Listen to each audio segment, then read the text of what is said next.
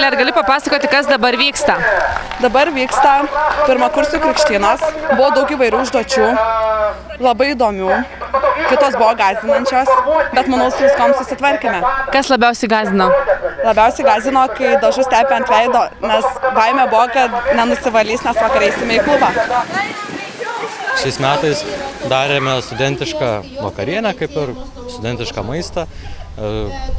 Žmonės vaidino, toliau skuto morkas, bulves, bėgo tvorelę aplink medžius bulvaru, paskui sprogdino balionus virš savęs, galima taip sakyti. Tai žodžiu, pirmakursiai pasirodė miestui, taip? Taip. Aha, tai ne mes vieni sukčiai. Ir stovėt, dar, judam. Nu, jūs jau sukot ratą, kurie dar sukot ratą? Neapsukot, labai mažas. O, gaunam!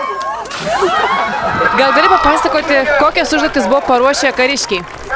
Pirmoji užduotis buvo slidės, 5 turėjom nušliaužti iki lyno, tada lynu pereiti atstumą, nenukritus ant žemės, tada grįžti vėl į pradžią, peršokti vadinamą balą, apversti padangą, žinoma, didesnė negu paprastos, paeiti žąselę.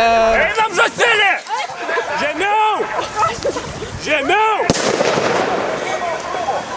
Pašliaužti kaip tikrai armijai, panešti, kaip sakant, armijai sužeistą žmogų, panešti amunicijos dėžes ir supinti 5 nepaleidžius su virve mazgą.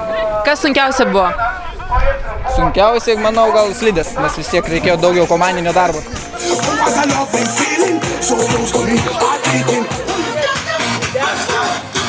Kaip tavo pirmosios dienos universitete? Viskas labai patinka, labai dėstytojai malonus. Tobulai, iš tikrųjų labai džiaugiuosi įstojus, aplinka draugiška, visi nusiteikę linksmai, dėstytojai įdomiai, net nenuobodu sėdėti paskaitose, tai labai džiaugiuosi. Kas labiausiai stebina, kas sunkiausia po mokyklos? Po mokyklos?